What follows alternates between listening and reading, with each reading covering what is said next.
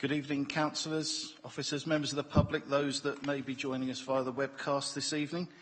I'd like to welcome you all to this meeting of Strategic Planning, Sustainability and Transportation Committee here at Maidstone. That's today, Monday the 22nd of January 2018. Before we get underway with the main business, I'd just like to advise you that there are no planned fire drills tests this evening. So should we hear that sound, please consider it to be the real article, and we will await for instructions from Miss Tunnicliffe, who is sat to my right, who will advise us how to evacuate the building. I'd like to also remind you that tonight's proceedings will be webcast by the Council, but I would like to ask if anyone else intends to record proceedings. I'm asking that not to prevent you, just so that others in the room would be aware. I see that nobody's indicating they intend to record, so we'll note that to be the case. We'll move immediately on to the agenda. Agenda item 1. I have received notice of apologies from Councillors Cox, Wilby and Wiggard and Shepherd. I think that's all of the apologies. Not missed anyone. Very good. They're noted. But that does lead me nicely to agenda item 2, which is the notification of substitute members. I shall start from my right. Thank you, Mr. Chairman. Councillor Wilson for Councillor Cox. Thank you. Councillor Clark for Councillor Wilby. Councillor Perry for Councillor de Wiggin and Shepherd. Excellent. That's all duly noted, and by merit of those substitutions, we do have a full house. Item 3 relates to urgent items. So I have agreed to take 2 urgent updates. One is the yellow appendix, which has been revised to make it easier to understand. And there's also an urgent update on a white piece of paper that you should have, just relates to some amended suggested wording. Not necessarily an urgent update, but I'd also like to draw your attention to the Part 2 minutes from the previous meeting, which were to follow and are circulated in front of you this evening. Have you all had an opportunity to take a look at those documents, or would you like a moment to do so? Okay, I think everybody's nodding to say, yeah, they've had a chance to look. That's very good. So having considered those urgent items, I'll move to agenda item 4, and I'd like to take a note of visiting members, if I may. It would assist if you would come to the microphone and announce yourself. So, visiting members, if you wouldn't mind, just come to the microphone so that it's recorded and everybody's aware. Yeah. Councillor Cumming, just observing, and also Councillor Dennis Spooner, also observing.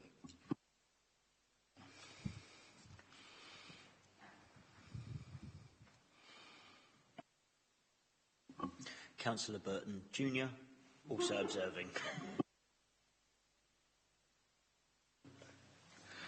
Whenever he says that, you have that nagging thought at the back of your head, one day he'll be in charge, won't he? It's like... okay, that takes care of notification of visiting members. I'll move to item 5. This is opportunity for disclosures by members and officers. Are there any disclosures, please? Nobody indicates, so we shall note for the record that there are no disclosures. Similarly, agenda item 6, disclosures of lobbying. No disclosures of lobbying, that's noted. Agenda item 7, where we consider whether any item should be taken in private because of the possible disclosure of exempt information. As you're aware, we do have yellow papers on one item of the agenda. Should we refer to those or need to refer to those in debate, then at that time I will move that we go into part 2. Is that agreed, members? Thank you. Can we deal with the minutes from the last meeting, agenda item 8? The minutes part 1, which were circulated with the agendas, and the minutes part 2, which I referred to earlier being on your desks. I think you've all had a chance to take a look at those. I would like to sign them as an accurate record if that is to your satisfaction. Are there any amendments to identify? So is that agreed that I sign them? Thank you, members. Item 9, presentation of petitions. There are no petitions this evening. Item 10, question and answer session. Members of the public, no questions have been placed this evening. Committee work programme, item 11. I don't think there's anything that we need to discuss beyond what we did at our recent previous meeting. So we can move on to item 12, reports from outside bodies. Councillor English. Mr. Chairman, merely a reminder that we had discussed previously changing these verbal updates to a written update, and you and the Vice Chairman need to consider, given that outside bodies were preserved at the recent Democracy Committee, how you move forward with making that a change. Yes, I think that's something that will be discussed more widely with the chairs and vice chairs across all service committees, but that matter is certainly under review. Just for the record, I would note that on behalf of this committee, I did attend Quality Bus Partnership on Friday, and we discussed all matters relating to buses and their promotion and their sensible use within the borough. I think that would conclude us for item... Oh, Councillor Willis. Quality Bus Partnership that I enjoyed attending with you, Councillor Burton, was that a trip is being organised to look at an electric bus and measures, bus priority measures, to actually look at them in action. Yeah, indeed, correct. That was discussed. I think there is a likelihood that we will at some point receive such an invitation to take a look at electrified bus. And buses are available, of course. Also, there was an action point that bus drivers, we hope bus drivers are going to be reminded, certainly one of the companies, about turning the idling engines off in Maidstone, well, in the town centre and the urban areas, which would be quite helpful, because they did say it's very difficult to get the drivers to do it, but they've offered it. Thanks. Thank you, Councillor Willis. Moving swiftly along, we find ourselves at agenda item 13. This is the item, the Tri-Study Park and Ride operational review, and I'm going to turn to Mr. Egerton to present the item for us. Thank you, Chairman. So this report, members, has two fundamental elements to it. The first one is the Tri-Study, which is the bus interchange study, the parking strategy and long-term park and ride review, and separately the short-term park and ride operational review. The Tri-Study is for approval tonight and is attached to the papers as Appendix 1. The second element of this report are the proposals that officers themselves have considered, and they've taken the findings from the Tri-Study and various other work streams and have produced these proposals. They relate to all three areas of the Tri-Study. Detailed information to inform decision-taking is provided in the subsequent appendices, including the yellow papers. So the committee report recommendations, therefore, reflect this situation, with recommendation 1 referring to the Tri-Study itself, while recommendations 2 to 5 deal with the officer proposals for the three topic areas. Taking the first element, the Tri-Study and the Park and Ride operational review, WSP Parsons Brinckerhoff were commissioned to undertake the Tri-Study. Tonight we have attendance from Brendan Weaver, who is here to answer any questions regarding the Tri-Study itself. The Tri-Study has been subject to stakeholder engagement and member involvement, and the committee report sets out the purposes of the Tri-Study, including the fundamental role that the Council has to deliver the local plan and integrated transport strategy, in particular policy SP23 on sustainable transport. The committee report then sets out the purposes of the Park and Ride operational review, including making the best use of the current assets used for Park and Ride within financial plans. There is a multiplicity of findings of the tri-study, and these are summarised on pages 6 to 9 of the committee report. And the findings of the Park and Ride operational review are set out on pages 9 and 10 of that report. Moving on to the second element, the officer proposals, taking bus, parking and then Park and Ride in turn, there is a clear need to focus on the bus station and a clear need to improve its offer. However, it's clear that improvements won't come from a single source, and so a coordinated approach is proposed with key stakeholders. Ultimately, significant financial contributions may be required, and the proposal would also seek to share responsibility for bringing this forward between those stakeholders. Turning to parking charges, there is an imbalance at the moment between the town centre parking charges and the Park and Ride service charges, which favours town centre parking. There are also issues around the significant demand in the car parks to the north-east of the town centre. The proposal seeks to modify the charges to reflect location demand, which is broken down into zones. Charges are also proposed to be set at a level to achieve occupancy levels of approximately 85%, which is the industry standard to provide good levels of bay turnover and parking availability. Finally, changes to Park and Ride are proposed that would be undertaken in conjunction with changes to town centre parking charges. The Park and Ride proposal would see a continuation of the service and an increase in the number of buses to one every 15 minutes. There would also be new, more environmentally friendly buses and cashless payment facilities. Officers would also engage with the intended provider about the cost of running the service up to 7 p.m.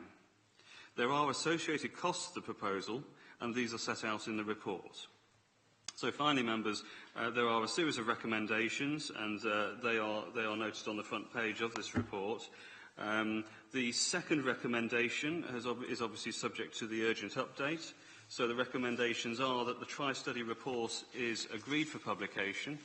The second recommendation is that improvements and potential investment into Maidstone bus station be investigated. The third one is that the proposed changes to town centre car parking tariffs shown at paragraph 1.57 are agreed. The fourth one, that the proposed changes to Park and Ride pay-to-ride tariffs shown at paragraph 1.66 are agreed. And finally, the Park and Ride service continues to be funded for 7 years, and the frequency and duration of the service is improved. Thank you. Thank you for the introduction. I think Councillor Perry indicated first, and then I shall move clockwise from there. Councillor Perry. Thank you, Chairman. Yes, I read this report very carefully. I must admit, I found it difficult to accept some of the comments in it. I think it represents extremely bad value for money, actually, and I think this is indicated in the report itself, actually. And what hit me about it, and I'm particularly referring to Park and Ride here, that every single council tax-paying household in the borough will have to pay for this deficit. And I think we're all hard-pressed. I think our residents are hard-pressed financially. And it's the last thing we want to do, to pay for a subsidy that we know from evidence, and we've been working this system for long enough now to know that it is underutilised and it doesn't have the desired effects that it's meant to have. So for all these reasons, and I also add that I don't like spending other people's money either at the end of the day, and I think this is a major issue. It's extremely expensive, and I believe we must take issue with this. And I would like to move a particular motion, if I may, Chairman, through you. Yes, Councillor, you're at liberty to move. Okay. And I'll read it out, what I would like to say. Okay. And it's all in one para, really. It is recommended that, then, A, the report be agreed for publication. B, that improvements and potential investment into the bus station be investigated. C, that consideration for town centre parking be deferred until after the committee have been updated on proposed technological improvements to said car parks. D, the Park and Ride service be ceased upon expiration of the current contract in May 2018. And officers are requested to advance work on bringing forward the alternative sustainable transport measures as set out in the local plan and the integrated transport strategy. E, that existing park and ride sites are utilised as car parks supported by commercial bus services. Thank you, Chairman. Thank you. I wish to move a procedural motion that question be taken in parts, because I believe the first two parts can be agreed. In relation to the Tri-Study report and the improvements and potential investment into Maidstone bus station, and I think members of the committee are in agreement on those particular 2 points, so we might as well get them out of the way. So and whilst I mean no disrespect to Councillor Perry, but the points he's raised do actually fall into further discrete portions, so I'd like those points he made voted on separately, and that is within my rights to request. Right, so that is a procedural motion. Two courses of action. We vote on whether that procedural happens in the manner you describe, or whether Councillor Perry is willing in part or in full to accept. So I think the first piece that you were saying was the first two strands of the motion be taken separately, because you sense there may be agreement. So Councillor Perry, first of all, it's with you whether you'd like to the motion to stand as you've presented it, or whether you're willing to accept part or complete change. So do you want to leave the motion as read? I would prefer to leave the motion read, because I think there is an interlinkage anyway. And also, if we've got agreement on the first parts of it, then we don't have to discuss that. We can go to the other bits. So I don't see what this is achieving. So I just wanted to check to see whether there was any give on that. So the mover would like the motion to stand as said. So what... The procedural motion, okay. I just wanted to be very clear there. Okay, so there's a motion procedural to take it by part. So I'll simply put that to the committee. So the choice before you is whether to consider the motion as one or in separate entities. Those in favour of considering it in separate pieces, please indicate.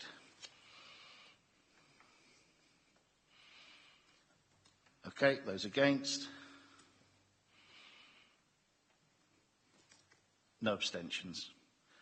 Right, your procedural motion succeeds, so we will treat the motion in the separate entities. Following from that, can I then formally propose, as we seem to be probably in agreement, that part 1 and part 2 be put forward for agreement at this point? Okay, would you, just for the sake of procedure, read those so that we're all clear? The Tri-Study report is agreed for publication, and improvements of potential investment into Maidstone bus station be investigated. I'll second that from the Chair to keep us moving along. Unless anybody wants to debate, shall we go straight to the vote on those? Those in favour?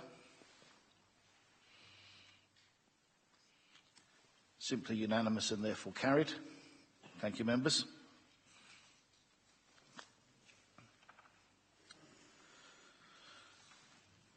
So that leaves us awaiting, Councillor Mrs Springett had indicated, Councillor Perry, is that your old indication or is it Councillor Mrs Springett's turn? Yeah. Councillor Mrs Springett, you have the floor if you wish. Thank you. I've always been a big supporter of Park and Ride. I've said it many times before that I support it and we need it.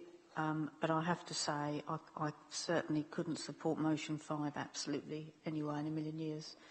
It's losing money. And I just don't see why all of our residents should pay to subsidise a service that a lot of them don't use because they're perhaps not car drivers or they use the bus. So I would not support number 5 at this stage for 7 years. I don't think we could anywhere in a million years support something making a loss. Can I just get some clarity? Did you say number 5? Yeah. Are we just doing number 3? 5 is to discontinue Park and Ride. So, no, so number 5, the Park and... recommendation 5. Right. Recommendation 5. For confusion, on the yellow paper, there's option 5. So I think it's important that we make this crystal clear. Yeah, I've chucked my yellow paper out of the way for the moment. So we're all referring to I'm just making the comment that I've 5. always supported Park and Ride. I always have, but I'm really, really struggling in its current financial state to continue to do so. I'll leave it at that. Okay. Councillor English is indicating.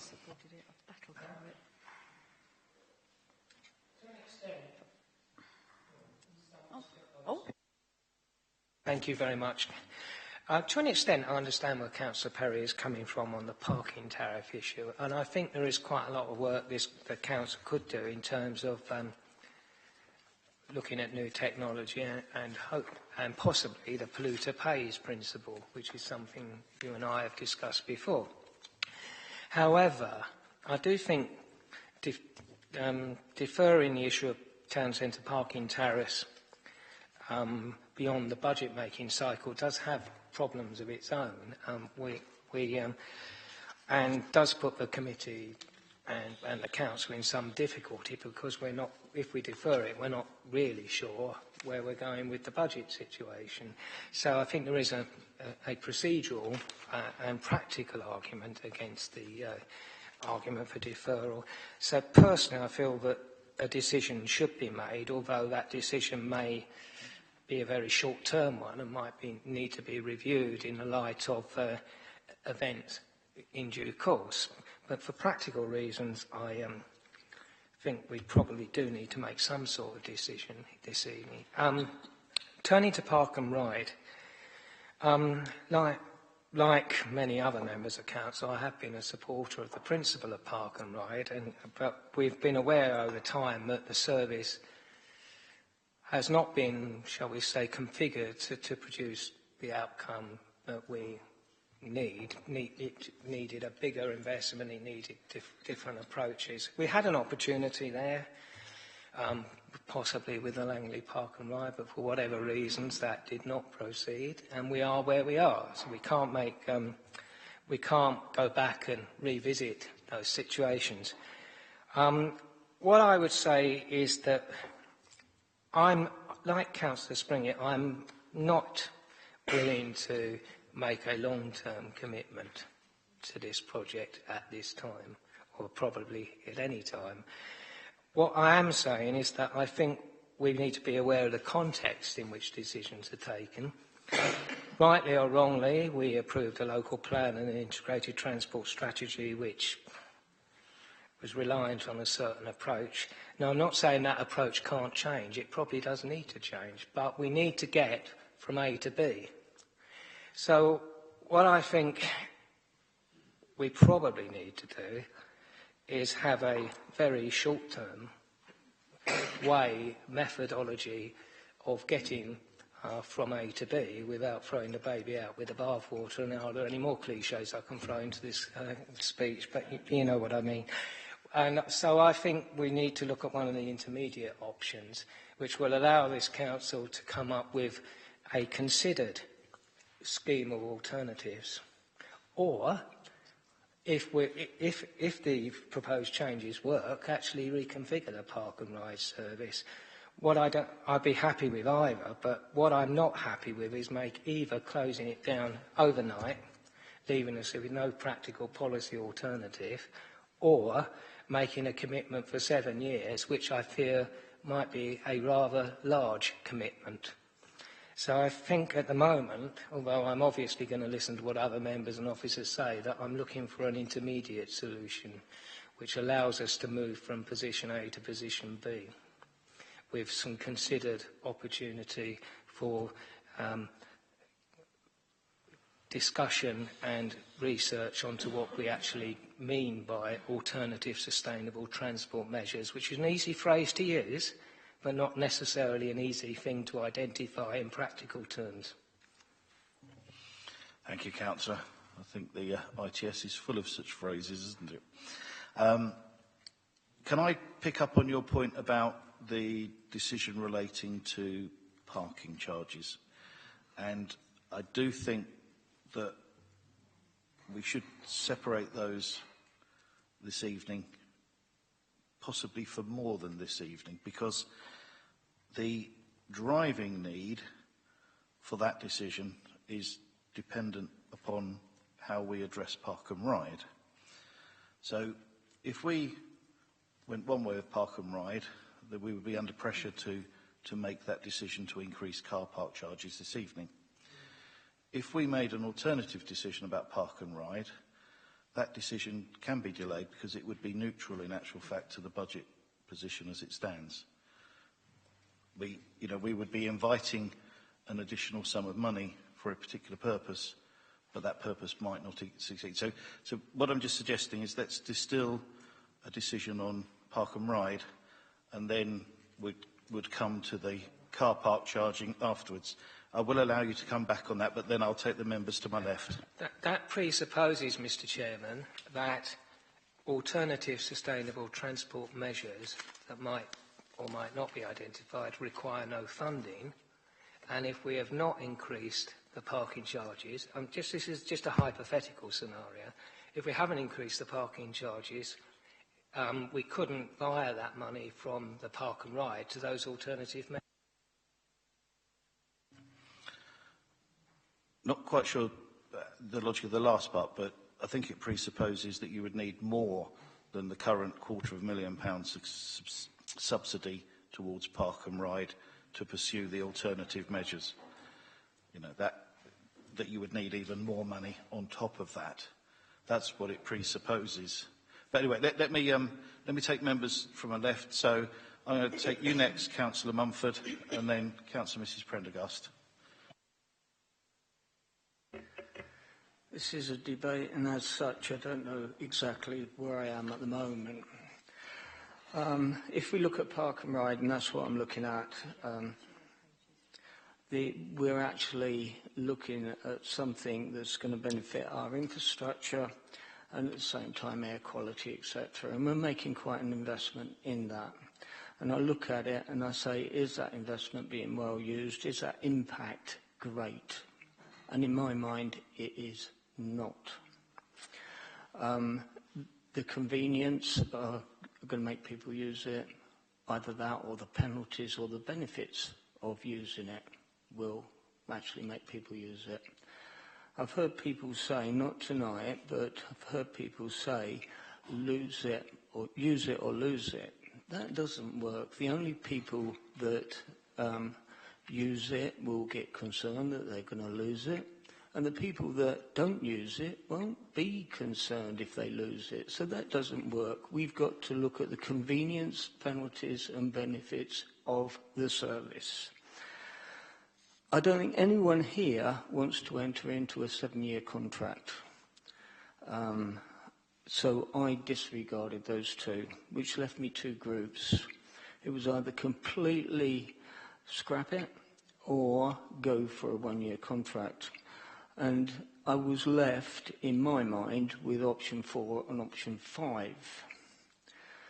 Now I have to bring in other considerations. We've gone in front of a government inspector saying how we will actually, with our local plan, or we went in front of a government inspector and said we would use park and ride. It would put us in an awful position if we scrap it tonight. But I can't look at the figures that we're talking about, justify continuing it for another year. So if someone can come up with somewhere halfway between, let's say 6 months, with proposals to make it more convenient, or the benefits greater, or the penalties greater, that will change what I think is going to be the outcome, then I would go for another 6 months. I'm still looking for where I'm what I want to do. But I definitely do not want to carry on for another year and that amount of investment. We're not looking at making money. Councils don't make money. They pay for services, and this one is not producing what we feel it should. That's where I am at the moment. So, in your inimitably superb analytical summary, I think that use it or lose it, I think you summed that up extremely well. Councillor Mrs Prendergast. Thank you, Chairman. The Park and Ride, Councillor Mumford has taken quite a few words out of my mouth. Whilst I would support Park and Ride, I do have a few concerns. It's extremely poor value for money. It's not sustainable. The alternatives that we're being offered here tonight are going to, in fact, cost us more money.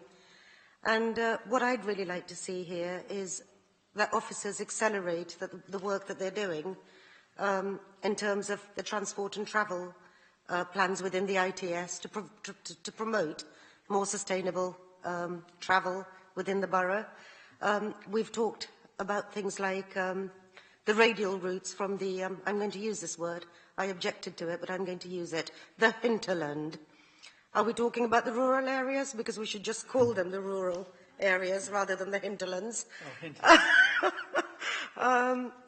So that's my view on the Park and Ride. Regarding the town centre car parking charges, we are waiting for a report, are we not, on the technology and the impacts that will have. So why are we considering this tonight? Why do we not defer this until we have the information that we are waiting for and then make that decision when we have the relevant information and not now? That's my thought on it. I am very tempted to want to actually say some of the numbers that are on the yellow piece of paper. To do that, we need to go into part 2. And I'm just looking around at officers to see whether there's a halfway house, because this is protected because of the tendering exercise, I think, particular for the 7-year contracts. I'm wondering whether the option 4, which seems to be the other one that's floating around, is outside of that, because that is a one-off standalone matter. So would it be appropriate, and I'm looking to officers for some confirmation, that we could actually refer to column 4 from the yellow pages and remain in open session for the sake of transparency? Okay, there seems to be officer consensus that we could do that. So, members, if you're happy, and we can discipline ourselves just to refer to numbers on column 4 on the yellow papers, and not, if you want to mention the others, we can, but we will go into part 2. Councillor Mumford. Is that column 4 or option 4? I'll make that very clear. On the yellow piece of paper, option 4, yes, it's headed up option 4, estimated costs, okay, which is quite different from the number 5 thing on the other piece of white paper. So just to make sense of this, perhaps for members of the public or anybody observing, what we have before us, and we can now say there is some estimates in relation to an option which extends Park and Ride for 1 year. To remind ourselves, the contract actually expires, I think it's in May, so it would be a 1-year extension from then. So the cost to extend it for 1 year, increasing bus frequency to 15 minutes as opposed to the current 20-minute interval, and an extended opening time of until 7 p.m, and using a revised tariff which is pay to park instead of pay to ride the bus, so a different charging method. The cost of doing that for a year compared to where we are now, so currently the subsidy the council pays is £245,000. That would increase to £424,000. Okay, so that's the financial consideration that we're drawing from that appendix. So an increase from 245 to 424,000 for a temporary extension, but one that tests some alternative bus frequencies, charging method and opening time. I think I'd worked my way down there, and I'm coming around the other side now. Councillor Mrs Wilson. I'm sorry, I believe Councillor Willis was before. Councillor Willis.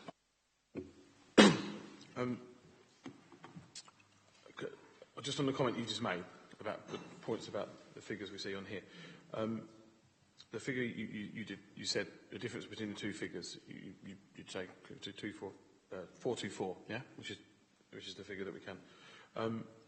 We must remember that figure is dependent on the projected volumes of the bus, of the park and ride. Now we've seen some figures of level, slightly better, and a lot worse, level, slightly better and a lot better. I can refer to them in the document if you want me to. Perhaps one of the officers may have those.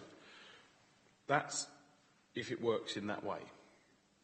If it works better, which is what the trial's there, this is, we're being frank. We understand the park and ride does cost money. We understand that, and it has social benefits to the town in terms of congestion and pollution, which we've all done a lot of work on recently. That figure there that we're looking at could be different if the park and ride is better used. So that is not a complete, if that happens, that's not, frankly, I don't want to benchmark that, but if that figure comes up by the end of the trial, or the end of a period where we may talk of, then that's not a wonderful smashing result. That's average, and we'll be at the same place next year.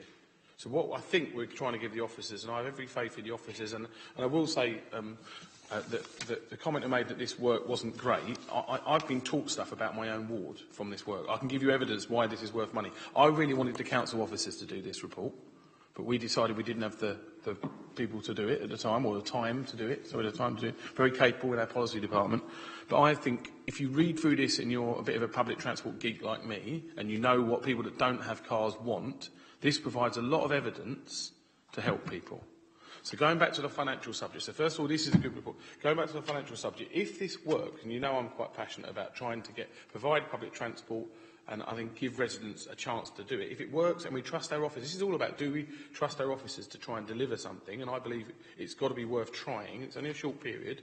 If it works, that figure, and you can remind me of this in a year if you want, wherever I am in the audience or on the council, we can look at that figure and see how we got on. Because we want a park and ride, even, I talk personally, we want a park and ride that works, so it helps reduce congestion and improves things. So I would like just to clarify, that figure is based on a scenario that could be a better usage scenario. The second thing I wanted to ask was, could we ask the officer, this is not on yellow pages, but could we ask the planning department or one of the officers to give us a bit of to talk us through the parking charges?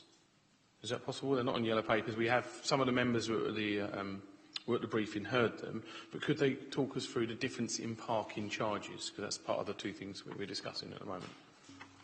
What the mindset was. We can certainly get some clarification on the parking charges. Yeah. Let's try and just pull out the park and ride strands a little bit more. I think probably Mrs Hawkes could help us with some of the assumptions around that. I'm quite intrigued by something you said there in the context of talking about park and ride. Said something to the effect of people who don't have what people who don't have cars want. And of course, park and ride is entirely focused on, and my personal view is we should actually be promoting standalone bus operations that actually serve people that might have a car and want to park at the edge of town, equally and as much as the people who don't have a car and would like to use good, reliable bus transport. There's also another thing that you said there that I've not seen the evidence for, which is the air quality, that actually park and ride, as we see it in Maidstone, does deliver an improvement in air quality when you factor in the car journey to the park and ride and running buses that currently are far from full.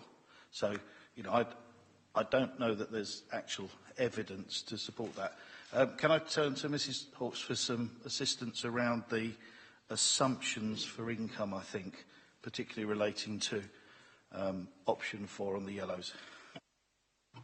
Thank you, Chairman. Just to confirm, in terms of the income, it assumes a 10% uplift in usage on all of those scenarios. And the other figures in terms of, as Councillor Willis was saying, worse and better scenarios are in the report for both pay to ride and pay to park.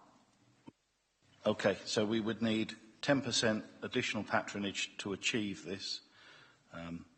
My personal view is these are incredibly optimistic projections. So you infer from that that the £424,000 cost for option 4 could actually increase unless we have what I would think is a major success of improving by 10%, a major success. Councillor Willis, did you want to come back on anything before I carry on round the corner? What I just wanted to ask was about the parking charges. So the parking charges in the town centre, we've mentioned about it may increase parking revenue, but perhaps it's quite a clever way of increasing parking revenue, because if you look at short-term parking, people coming into town to buy something, do something, use one of our shops, it reduces the rate. And also it uses car. We discussed how we use car parks nearer the town will cost more in different zones, and further away from the town will cost less, which is there is a pollution benefit, and also I think there's a way people use the town benefit. I think there's also it creates another zone, which is the park and ride, which makes people think about using it that previously weren't even thinking about using it. So there's a lot of marketing to be done. I think the way this has been set up is well worth a try. But can we ask if one of the officers could just... I think it's does anyone on the committee want to know, or is it just me, a description of how the different bandings will work on parking? Because it goes up in the middle. Okay. It's cheaper at the beginning, it goes up in the middle, and it's about the same for long term. That's the summary of it. It's not huge jumps. All right, I'm not seeing a lot of appetite for that clarification, but I don't think it's unfair for you to get an answer from the officer to some extent. One of the issues that contains, I would just add, is actually reducing the shortest amount at the cost for parking for the shortest amount of times, which I personally am struggling with the logic of that, of reducing. So, and I do wonder whether we need to do some more analysis of the cost of us processing a parking event.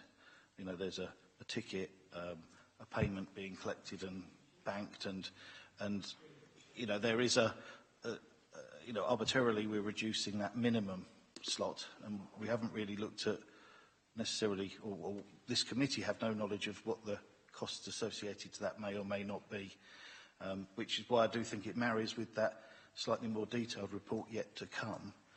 Mr. Kitson, do you want to just see if you can help? Yes, Mr. Chairman. Good evening. Just to clarify then, the charges on 1.57, there's two considerations really. The first thing is that the tariff in its current form does favour pay and display rather than park and ride. There are some details of that within the report. As importantly, when you look through the WSP report, you can see clearly that there is significant loading in the car parks north east of the town centre. What this does is it rebalances that. The 85% rule has been mentioned this evening. That is an occupancy level that is ideal in terms of customers being able to find a space, as well as us actually maximising income as well from those car parks. What we currently have, of course, is very high occupancy in some of those car parks, particularly in the north east, and then you get hunting, which is the point Councillor Willis was referring to. And so what customers are doing is driving round and round car parks to try and find spaces. So ultimately what this does is it identifies zones. You can see under 1.57 where each of the car parks are within each zone. And what we've done is we've actually looked at having a set hourly rate within each of the zones. That does mean that, take the point that for the hour charge, there has been a small reduction in places. But when you bear in mind that customers mainly purchase a ticket somewhere between 2 to 3 hours, the impact on the hourly charge is minimal.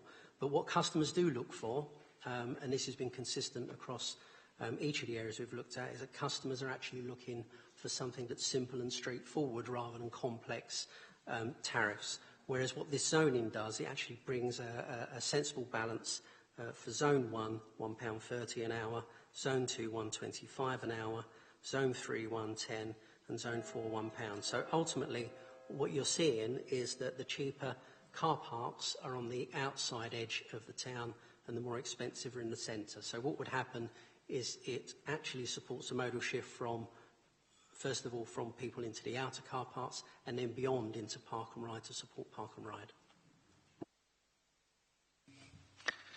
I think that's interesting because I don't personally see how it connects to modal shift. I can see that you might encourage regular long-term users to move to a car park just, next couple of blocks over, in effect. But unless you really ramp parking charges up significantly, and this is the carrot and stick principle that I think on times when we've debated it we have not supported, but you need a really big stick to force motorists to actually make that shift of that modal shift.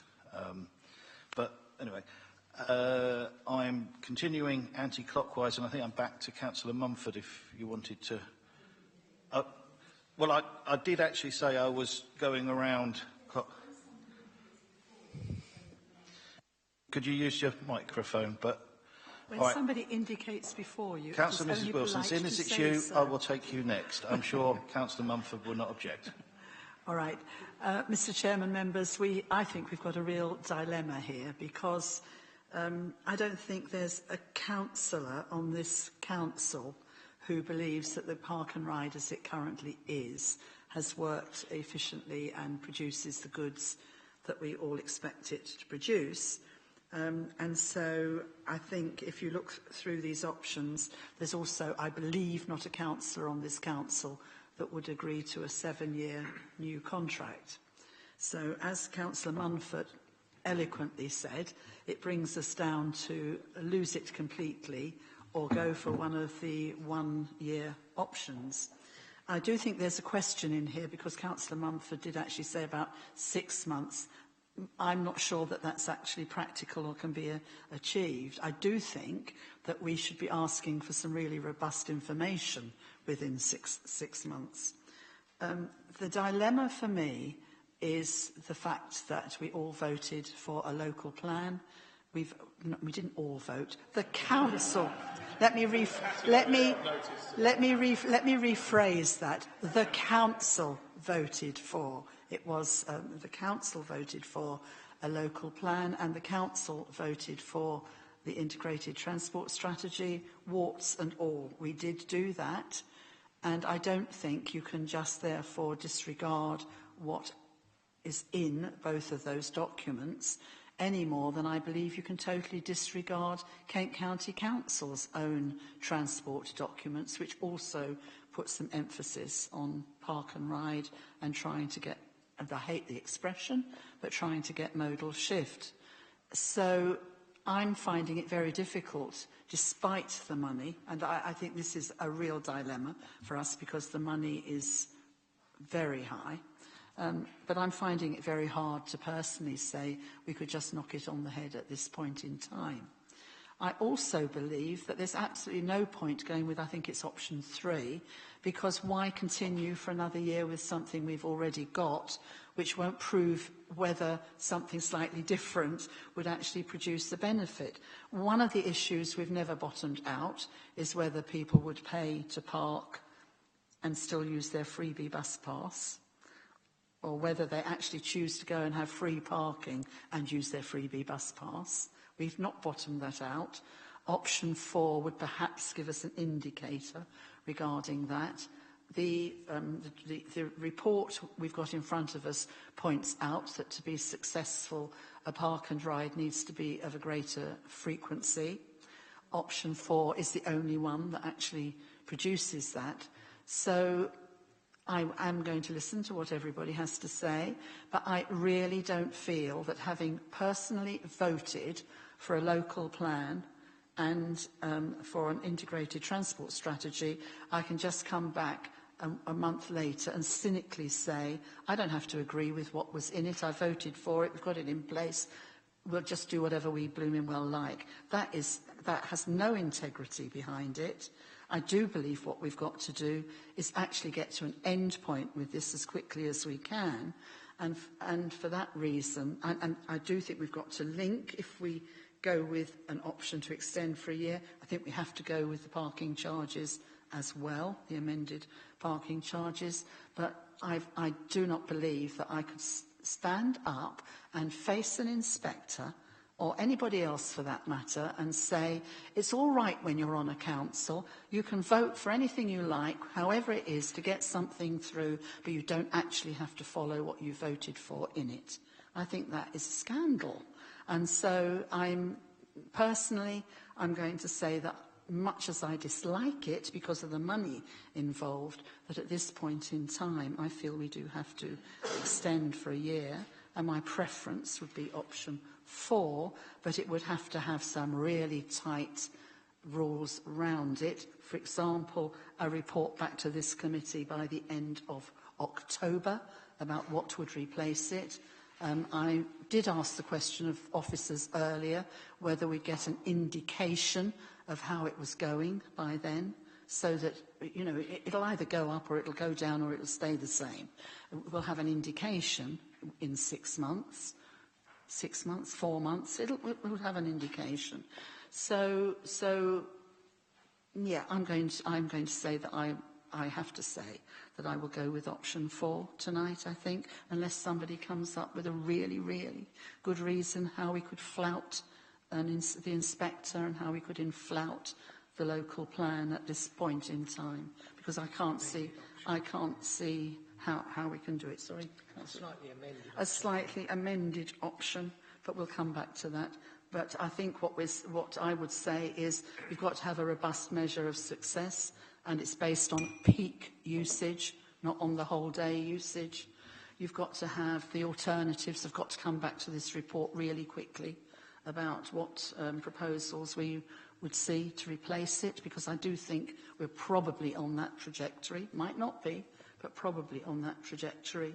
And I don't like the lose it or use it, but we do have to have a campaign saying what it now is and encouraging people to use it. It won't just happen unless we actually have the publicity right.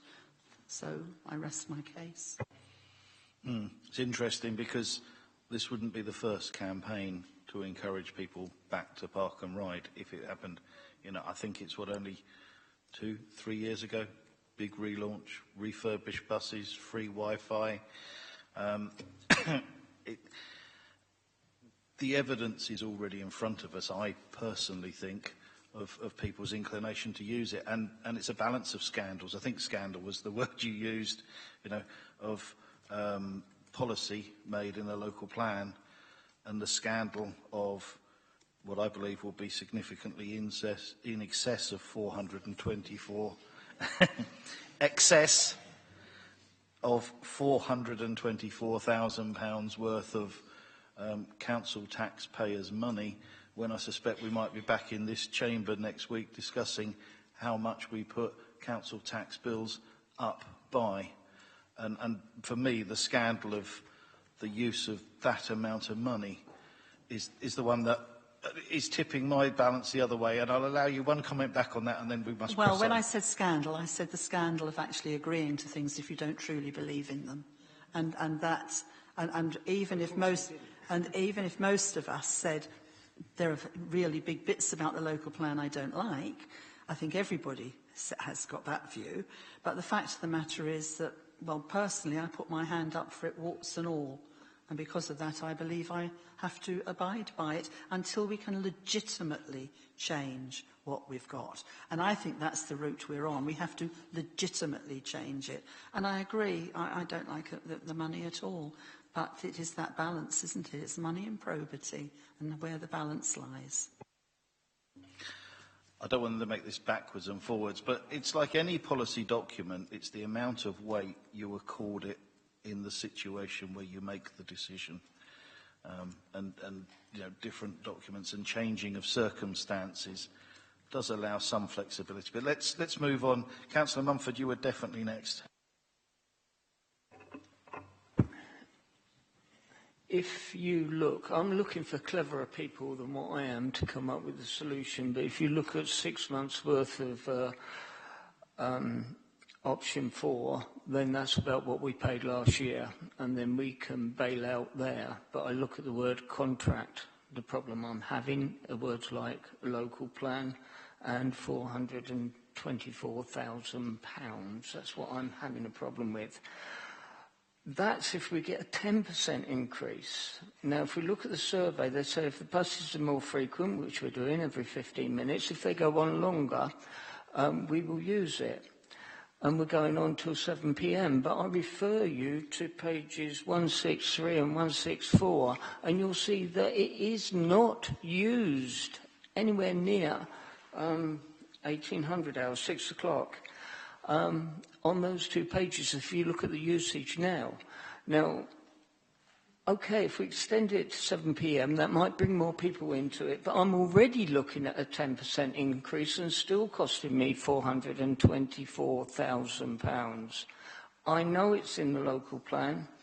If someone can give me a way out where we spend what we spent last year, which would be half a year on that, and get rid of the word contract, I haven't heard anything apart from publicising Lose It or Use It campaign that is going to give us more than a 10% increase. I am having a problem. If I could try and give you some assurance, I did actually invite the leader to attend the briefings and agenda setting for this meeting because the Vice Chair, as you see, is unavailable this evening. And we did very specifically inquire about a shorter term arrangement, a rolling 1 month. Could we do something like that? And the response we got is it just was not a practical proposition. And I think, to be fair, in any trial scenario, you probably need at least a 12-month cycle for the change to bed in and see it. And that's why it is a knife point dilemma. You know, it's a commitment of £424,000 for, I think, something in our hearts and our minds, intellectually, supposed, is not going to succeed. And Councillor Mrs. Springett. Thank you. I'm struggling to see the benefit of the option 4, actually. Extend the current contract for a year, got the buses every 15 minutes until 7 p.m. Well, take Willington Street as an example. If I or anybody else drives to Willington Street and then parks and waits for a bus, it takes longer than if I just carried on into Maidstone. So it would take 8 to 10 minutes to drive into Maidstone, or I go and park the car, walk to the bus stop, wait for the bus, and then get in the same traffic I would have been in 10 or 15 minutes earlier.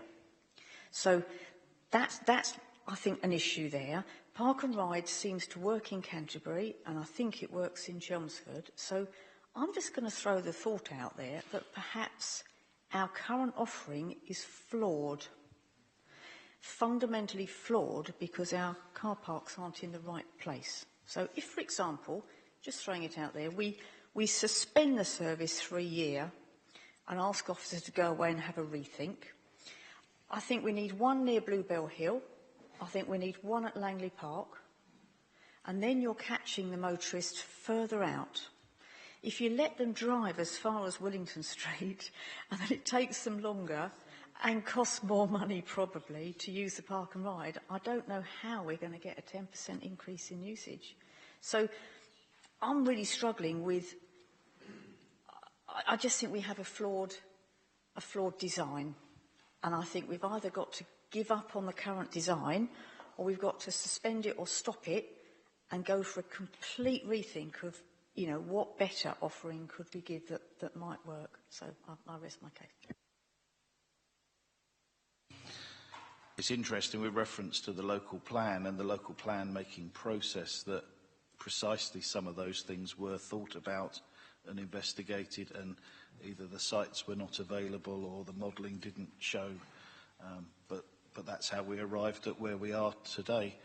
I won't even dare to mention the deliberations on the new park and ride at Linton.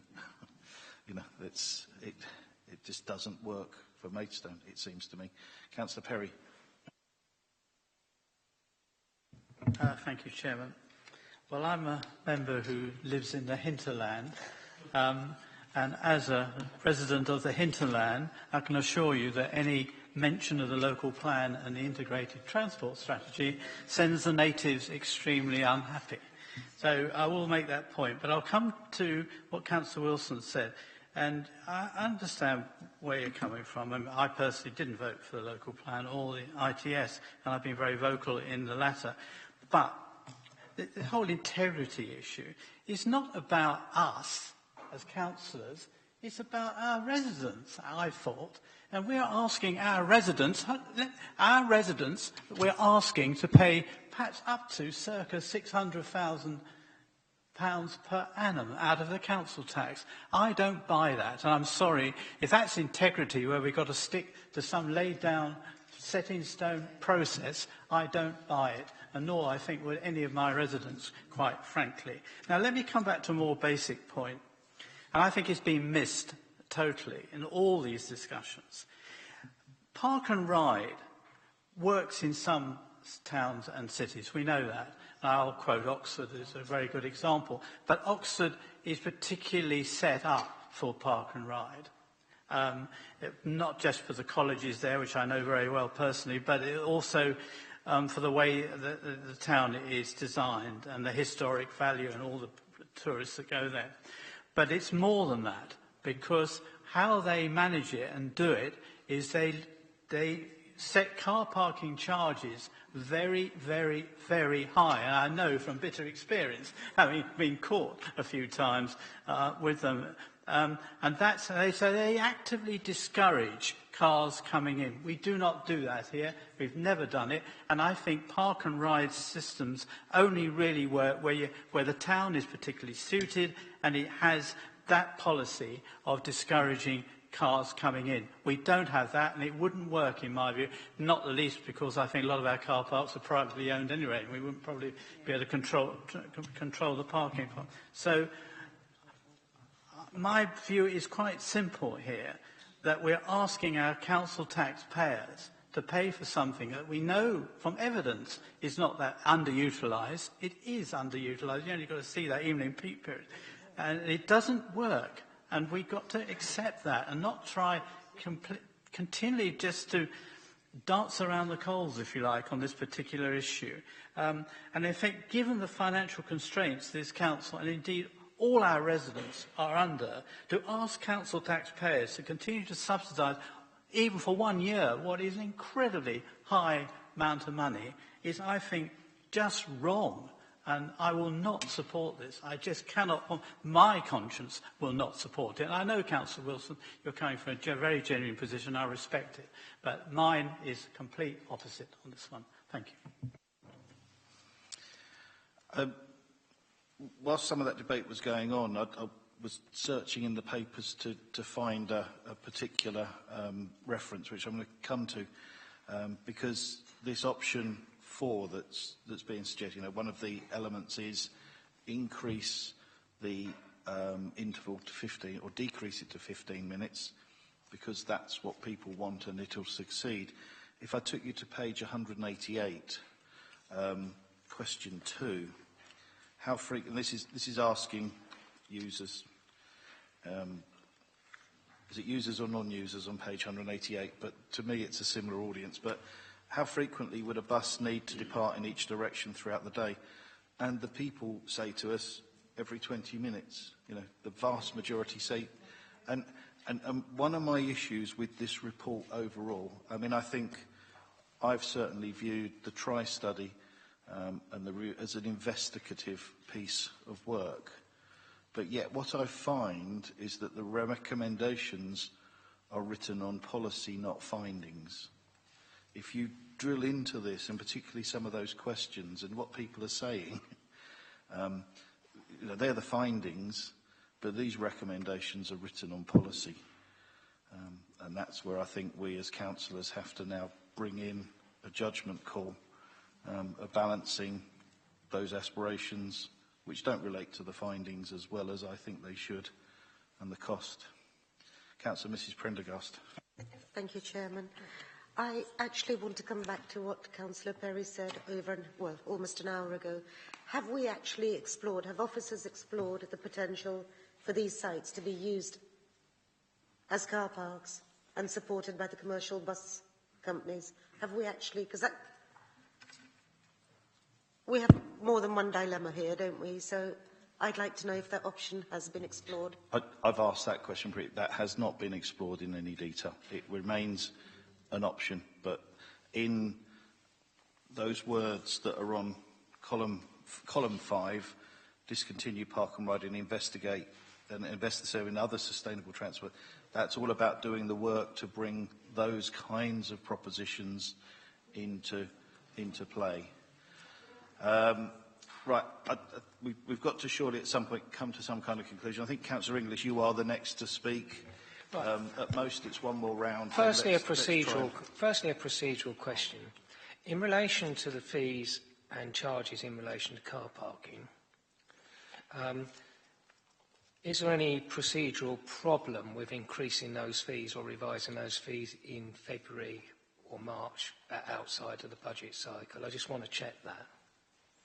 Mr Kitson, can you give us an answer as to how often and whenever the opportunities to change fees are? Normally consider fees, charges at the fees and charges report, but that doesn't mean to say that they can't be changed at any other time. What we would normally do, though, there was actually a change in legislation in 2017 that now requires us to consult more widely. It also requires us to formally report, so it would mean any changes need to be brought back to this committee for approval and considering any objections. So, hypothetically, if this were reviewed in relation to the technology report, which we're told to expect, and I hope it does, as promised, goes into the polluter pay principle as well, but that's another side. What would be the timescale for revisiting, for making the decision as opposed to doing it now? My thinking was that it could be simultaneous, but depends what we learn from the technology report, if we refer to it as that, and what time we would want to give consideration. But it could be a simultaneous at the same meeting. It's one option. But I thought you had Mr Kitson just referred to a consultation issue. No. In terms of making any changes to the tariff, yes, it is important we carry out a 21-day consultation, and any objections are formally reviewed. If I could just say, because I know it's been mentioned twice now, the Parking Innovations Report does talk about a number of things. It talks about the Civil Parking Enforcement Database revisions. It talks about cashless parking trials. It talks about electric vehicle infrastructure, check-in, check-out, near-field communication, and a number of other things. But what I would say to you is that there's no reference within that report about tariff levels, nor the imbalance between pay and display and park and ride. Hence, they're all in this report, because the Parking Innovation Report won't really enlighten you anymore in relation to what's being proposed here this evening. So if it was done, then the material in this report would have to be carried forward and combined with that report, correct? Or, I was thinking in agenda terms, could be a separate report on that same evening. So, whether it's one combined item or... Can I throw a third element into this for consideration? I have referred to this before. We are in danger of forgetting one important item of context. In terms of encouraging people to use car parks, not park and ride necessarily, although it might do that too, but in terms of using car parks, we need to look at the on-street residents' parking zones in the town centre or immediately adjacent to the town centre.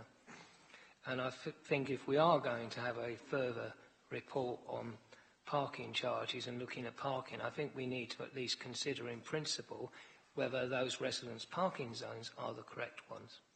Because if you can come into the town as a shopper and park for 2 hours, possibly free if you're lucky with the parking enforcement, or 4 if you're really lucky, residents aren't going to be parking in the car parks. So I really do think that's an element we need to be looking at as well in this analysis. And if we are going to have a further report, can I request that that be taken on board as well? Mr. Kitson, so based upon your experience of managing all of these parking elements, I think I've heard you previously comment on that line of logic. Is that something you could share? Certainly. The residence parking scheme, my experience of the residence parking scheme is very successful in managing long-term stays in the town centre.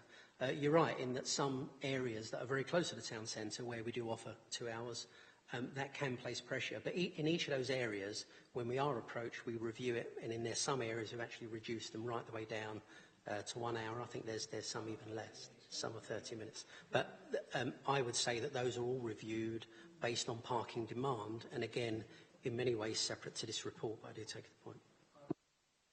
But I wish to pursue that, and I do think we should be looking at that element of managing parking demand. And we can look at that. We may or may not agree to do anything, but I do think I want that looked at in terms of that report. And if you need evidence from East Ward or somewhere to support doing some reviews, I'm sure we can find it. That's on parking. Second, my final point on park and ride, I agree. We wouldn't start from here, would we? I would say that Oxford hasn't always been a friendly city to buses and alternative transport. It was the city of Morris and various other car manufacturers originally. However, they did a lot of things and we don't really have the option to do some of those. My problem is getting from A to B. My concern is if we knock park and ride on the head now, without something in place, that we are in a difficult position, and I do think the policy background is actually relevant and needs to be considered. So what I want to see is a clear plan for moving to A to B with a timetable for getting these alternatives we're talking about in place before we close the existing system. So what I had in mind was a report with listing the options for alternative sustainable transport options to be coming to this committee no later, earlier if we manage it, no later than October, at which point we'll also be able to assess whether or not any of these changes to park and ride have had any impact whatsoever. And at that point in October we will be able to determine for the following May, or earlier if need be, that we actually make a decision as to what we're going to do with this system and what alternatives are in place. My problem is getting from A to B without putting ourselves in a very difficult position. Having said that, if there are specific things that we could remove that members think actually aren't worth putting in the options, like the extension to 7 p.m, then I'd be open to the argument. Councillor Willis.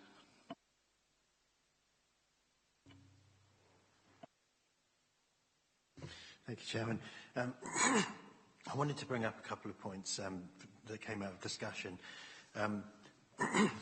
We got the price of this scheme for 1 year, and I know it's expensive, but I do look at it in the overall scheme of things, and when you think about this as a per household cost, we're about to build between now and 2031 17,700 houses. So they're all going to be putting into the pool, and I feel very concerned that we're at a very unique point here. We've got a break in the contract, and we've just signed off the local plan. So it's almost a perfect situation for us to be looking at this.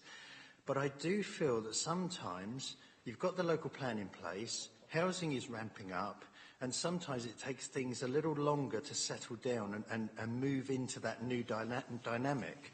So we can look at the failures of last year, the year before that. But I think that things have shifted a little bit, and we're potentially being faced with perhaps even a bell curve where, yes, we do take a little bit more cost at the moment, but we keep a service open rather than throwing it out just as we may potentially need it more than ever. And yeah, we take a bit of a hit, but we may find that by taking that hit and reviewing it and micromanaging it, we can get to a point where this does really bring back returns. And yes, current council taxpayers will, there's a burden for any service, but ultimately we're in a position where we're significantly increasing our number of the builds in Maidstone between now and 2031. So there will be some additional cost, but there's going to be a lot of additional pain that comes with those houses. And I'm very concerned that we might just sever this at the unique point where we absolutely need it. I think you're right to look at this in terms of household cost, but when you look at the distribution of some of those new houses, you know, how many of them are actually going to drive from Headcorn, Staplehurst or Marden and park in a park and ride in London Road or even Willington Street? I mean, let's get real with ourselves. I'll come back to you, but, you know, in terms of household costs, let's put it into this context. This report says there are about 170 core peak time users, 170. Current rate of subsidy, we are subsidising each of those cars about £1,240 each per year. This proposal to move the cost to £424,000, even if we factored in what I believe to be overly optimistic 10% increase in patronage peak time, you know, you're looking at £2,000 a car. At what point is that good, balanced, sensible use of council tax payers' hard-earned cash? That's the fact of what we've got to deal with. You know, a couple of thousand at peak time. And that's its purpose. Let's be clear. The purpose of Park Ride predominantly is to alleviate peak time congestion. That's its primary purpose. 170 cars a year, £250,000 a year. Oh, let's up that to £424,000 and hope we get a 10% increase in uptake. Doesn't make good sense. I did say I'd come back to you, Councillor Clark, but then we move on to Mrs. Prendergast. Obviously, we're in a corridor which includes Hermitage Lane and Tunbridge and Malling are building out beyond that border. So this is fair enough. There are other parts of Maidstone I do understand that don't have park and ride that potentially could benefit. But it isn't a sort of a place where tumbleweed is going to be rolling down the road. There's a lot of development over on that side of Maidstone. And I'd also like to say that in terms of modelling, when you get to saturation in congestion, when you get to an avalanche where you get to this point where traffic is flowing and you just start to add more traffic and you get to the point where there's total gridlock, it can actually take just a few cars to cause that situation to happen. So it's not a uniform, you add a certain number of cars and then all of a sudden it goes down as a straight line. It will reach an avalanche where even if it looks like a relatively small number of cars, that could stop Maidstone going to gridlock. I think one of the beauties of option 5 is that we don't actually lose the sites necessarily. You know, they could perhaps run as commercial car parks in the interim. It's not a position that you couldn't come back from if your predictions of woe, you know, materialised and we did fall off the cliff spontaneously. So I do think even with option 5 there is a comeback position. Right, let's pick that pace. Councillor Mumford, Councillor Mrs Springer, and then let's try and draw to a conclusion, please. I'm sorry to keep coming back, but none of us like the cost. I'm concerned from getting from A to B. We've got the local plan involved. Tell me whether my maths is right and my interpretation of option 4 is right. If we didn't look for that 10% increase and took out the extension to 7 p.m. and took it back to 20 minutes under that contract, those two additional charges add up to about 189. That would bring us back somewhere what we paid this year. And that might be a middle position. I think that equates to carry on as we are now, and this report starts by saying that this is just not a fit-for-purpose option. No, it just avoids the decision, which is what we've been doing for a long time. I'm hoping you're not. Councillor English, are you moving? I actually think that the option I was looking at was actually looking at option 3 with a 15-minute scheme, which actually I think does offer something more. But I don't think we need necessarily. But both 3 and 4 are 15 minutes. But I'm saying I don't think we necessarily need, on the basis of the research, the extension to 7 p.m. So. I thought the argument made quite well by the leader was that actually you should try all the differences and see whether it makes a difference. But anyway. But anyway, I think we need to meet. I think you've made your point. Can I carry on with the speaking order? Well, I was actually going to propose. Well, okay. Councillor Mrs. Springer. It's just a very quick point, picking up on Councillor Clark's point. Yes, we've got 17,700 houses, but we're only building 1,000 a year. So in this next year, while we're spending all this money, we've only got another 1,000 coming online. So I don't see how we're ever going to prove that the current system is viable with that extra 1,000, and they're spread out. The local plan is an evolving document, I think I've heard. So it needs to evolve a bit. So and we're reviewing it in 2021. So my vote would be to say that we suspend it or stop it at the moment, and that we look for a complete review or redesign for a better offering to bring back in 2021, with sites in Langley Park, Lenham, something like that. But it's an evolving document. So yes, we've got a local plan, which I didn't support, but yes, we've got one, but it's evolving, and we're saying we know it's in there, but we can't afford it. Are you moving?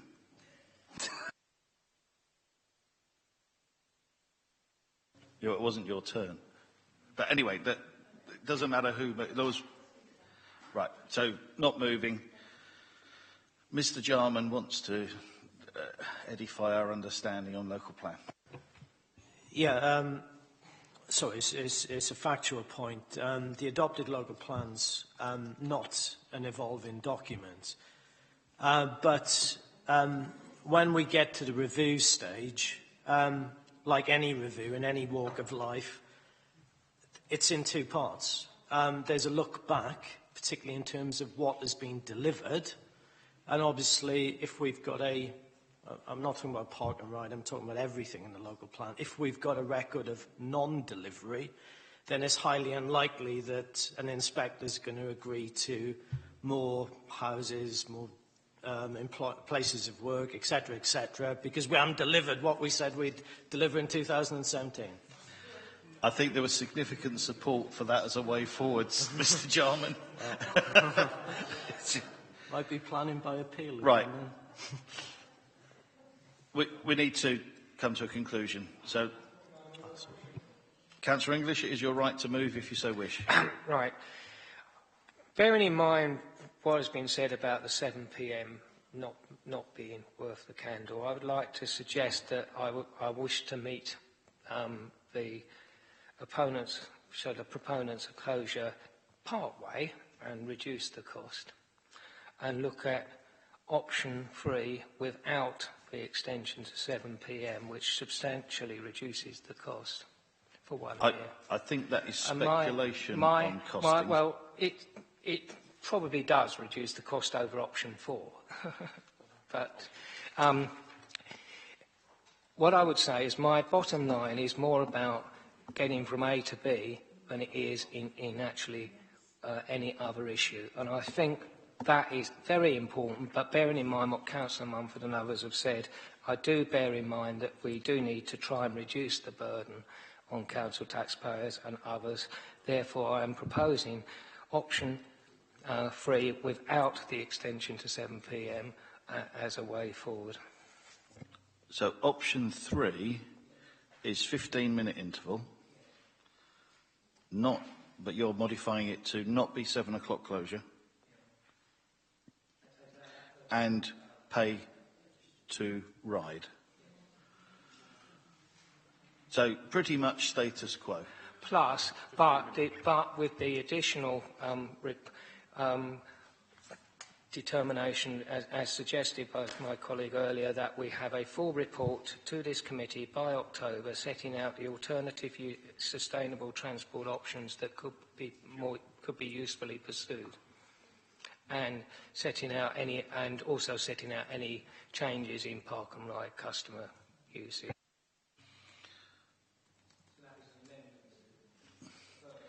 All right. We'll endeavour to capture these words and be very precise. There's no mention in there of how we'll judge whether park and ride is successful or otherwise. You are just saying put it into a holding pattern, no effort to improve it, try different ways of working. Is that what you're saying? If the 15-minute interval, because frankly, I'm not going to spend a lot of time on this, but frankly, it's the frequency of bus services or park and ride services that seems to influence things most.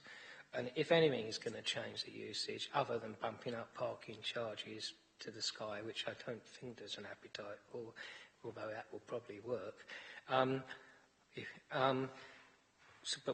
it doesn't seem we want to do that. It's frequency that will change it, in my opinion, and that element remains.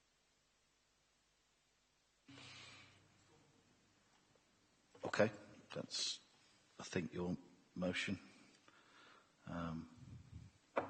Anybody seconding? Councillor Mrs Wilson. I will second it, not with overjoy, but the fact of the matter is that I'm well aware that we all believe park and ride is broken, but I come back to what I was saying about it being in the local plan, and as Councillor English has said, is how do we get from A to B? We can't just knock it on the head. We just can't do that.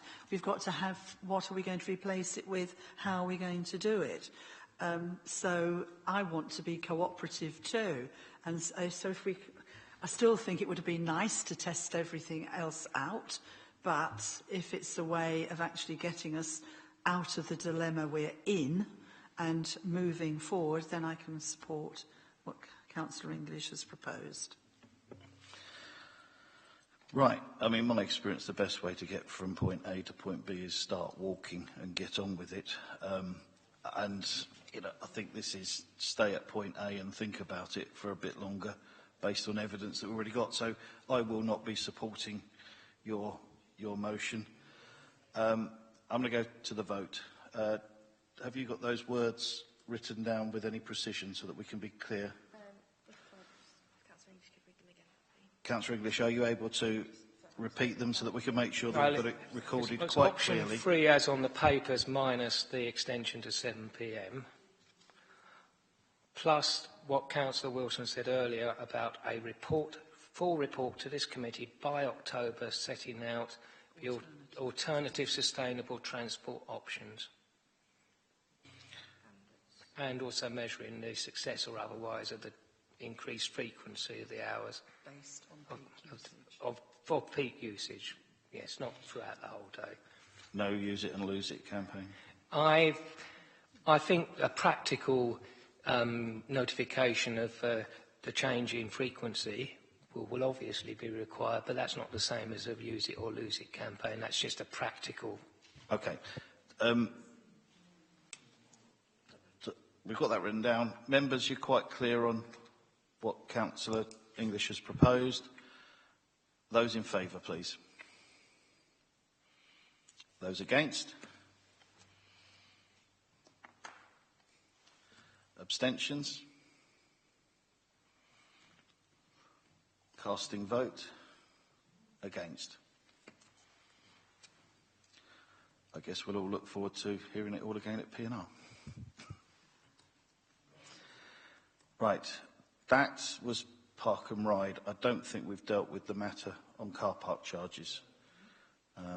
To try and get this rolling, I will move from the chair that the matter of revising car park charges is held until we receive the technology report, for want of a description, which I believe is next month. Can I clarify that is with the looking at on-street residents parking as well?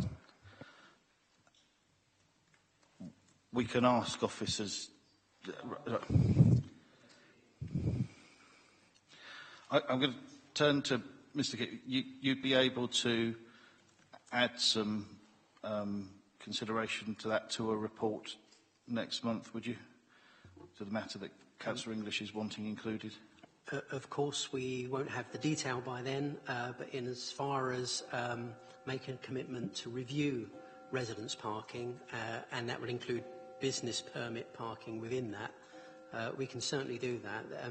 There may well be an opportunity, simply because the Parking Innovations report does talk about a timescale, to start looking at virtual permits, and there could potentially be an option to review it then. Okay, so I think Councillor on that English basis, is I will support. satisfied with that undertaking. I think Councillor Mrs Prendergast, you were indicated to seconding. Right, that motion is put. Those in favour? Those in favour? Unanimous and therefore carried. Thank you, members.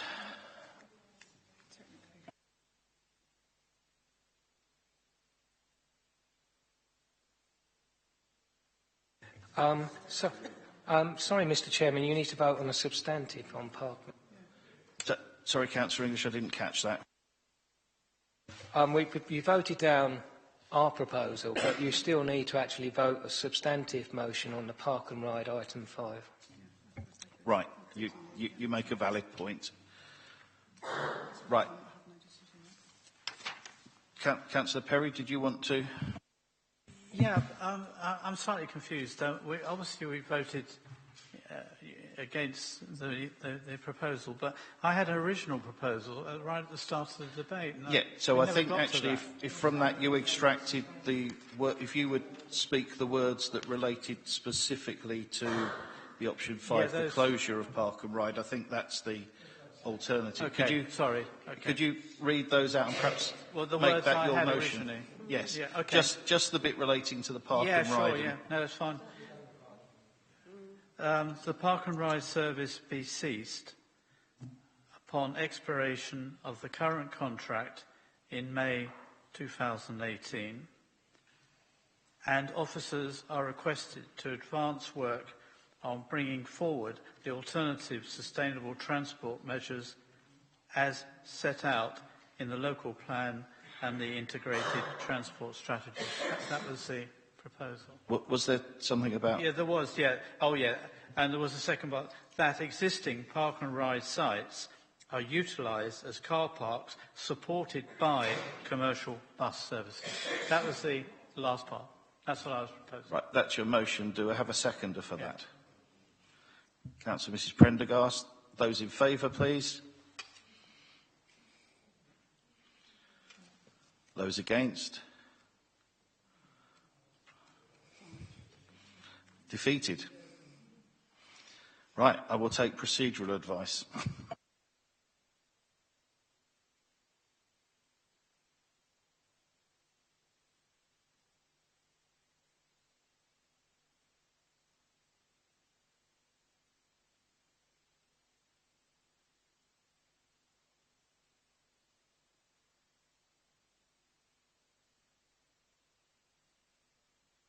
Councillor Mumford. I would like to make a proposal that we accept option 4 and the review that Councillor Wilson made, with the difference that the frequency remains at 20 minutes, therefore saving £153,000. However, we extend the service to 7 p.m. Could you make us aware of how you arrive at the saving 153? Because I don't think we have. That's additional opening times as well as the.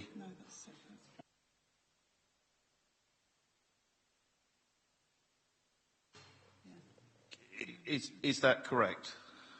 That is correct. It's 153 for the additional frequency. The duration, additional opening times is the 34 shown underneath.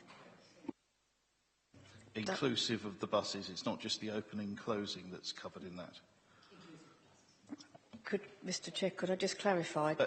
Does that still include 10% increased usage? Okay. So I'll record that Councillor English is seconding this motion. Councillor Mrs Springett, you were just asking about whether that still assumes the 10%. Yes, I believe it does.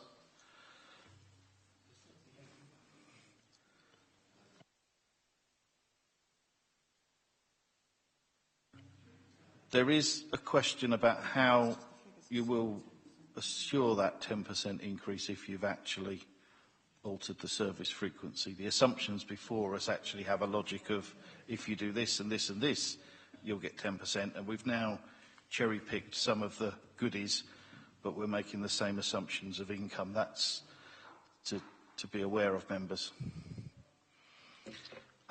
What I'm sensing here is we're actually stalemate. We're now venturing into the realms of not coherent decision-making, and we're making a lot of assumptions that are not necessarily valid. Councillor Mumford, it is your motion and you're asking to speak, so I'll come to you. Yeah, it's not making decisions. I'm making the decision to have a position to go from A to B. I'm making a decision that the officers can go out and look at different ways of making a success of this and reporting back to this committee. And I'm making a decision that we will stick by what we said in the local plan. Option 5 doesn't give me that. Option 4 is too expensive. And this is the only decision that I'm left with. Okay, there is a logic to what you're saying. So that motion is made, it is seconded. Can I put that to the vote, please? Those in favour? Those against? That motion is carried by 5 votes to 4. And that, I think, concludes us on that agenda item. Thank you, members.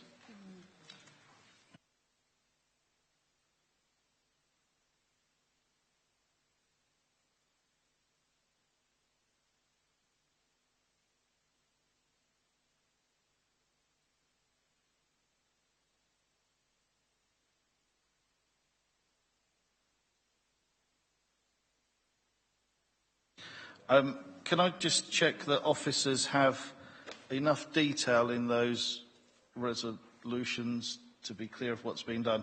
One question put to me is it clear what we're doing with regard to the tariff for the park and ride? So is that still the existing charging schedule, or does option 3 on the yellow papers?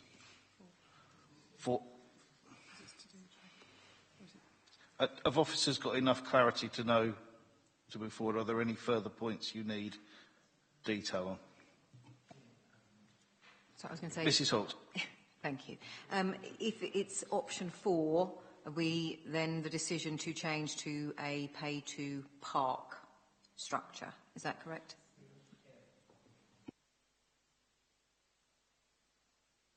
That's clear then, officers. Actually, Mr. Chairman, I think that does actually, I think we do actually need to have moved recommendation 4 on the papers to actually get to that point. And I don't think that was actually moved at any point.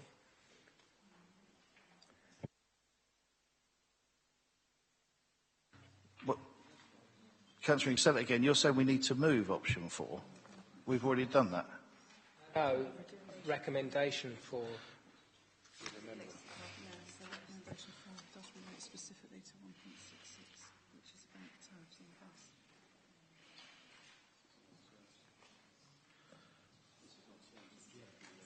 Addresses the point you just made. Okay, I think it's because we've got this hybrid of options on yellows and recommendations on the whites, and in my mind it's inherent that 4 includes 4 on the whites, but if for clarity we need to move that, then I think we should.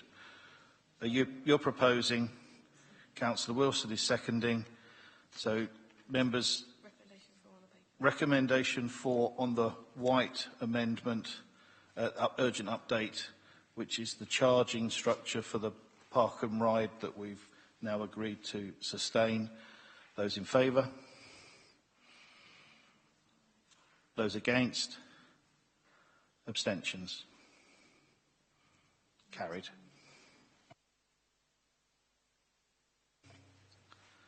Are there any other further details that we've missed? Right, then we will close that item and move on.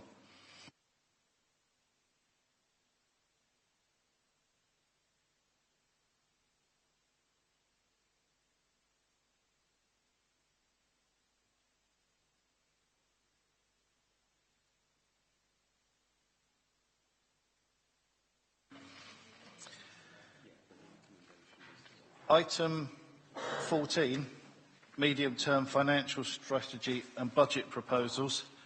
I'm going to turn to Mr Green to assist us here and hopefully make sense of our previous decisions to see where we're heading. Mr Cornell.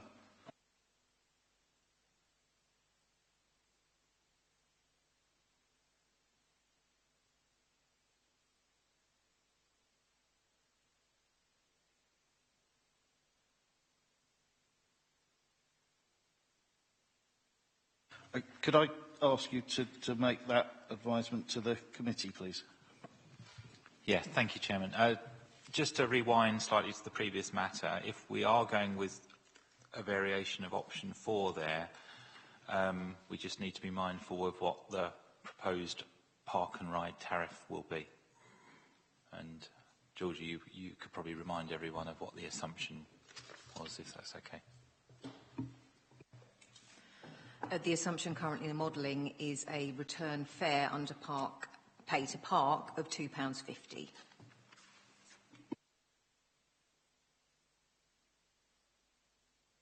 I think that is in line with the understanding of the committee of what they've just decided. Councillor Mrs Springett. Can I just ask a question? I'm sure the parking issue was addressed before, and is there not a VAT liability to do with parking? That is contained within the report, and the net figures are the ones that are carried forward. Mr Green, then, if you can help us with the next item, please.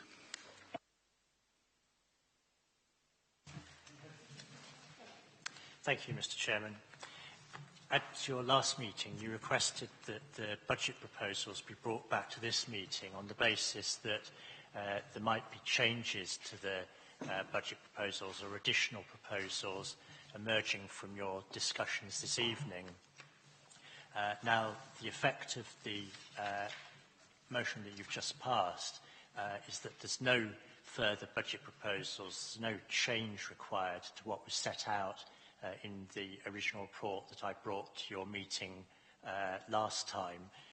So the recommendation there still stands that this committee approves the budget proposals set out in Appendix C of that report, which, just to remind you, are on page 224. You're agreeing that those budget proposals go forward to the Policy and Resources Committee. Councillor English.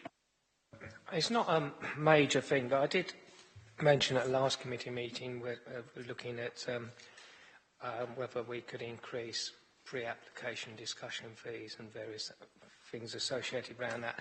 I don't know whether Mr Jarman or Mr Bailey has had an opportunity to look at the potential costings around that and what revenue implications they would have. I thought we actually didn't want to pursue that for it. My recollection from the last meeting, well, it was my view, but I don't know whether there was a... Okay, let Mr Jarman answer, but I think there was a way that we've resolved it.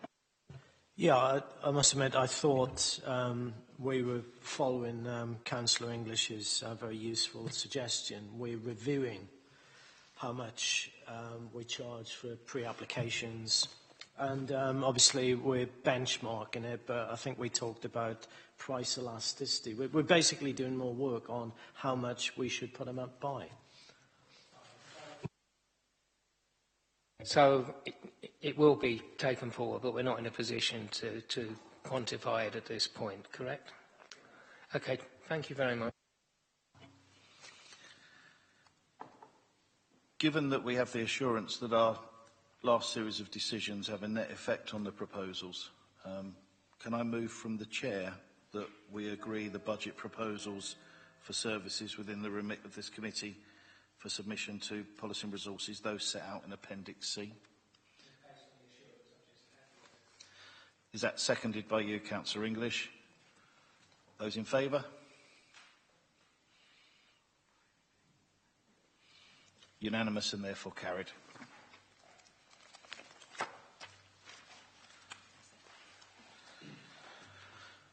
Well, that was an interesting one. Thank you very much for your contributions, everyone, and I'm happy to declare the meeting now closed.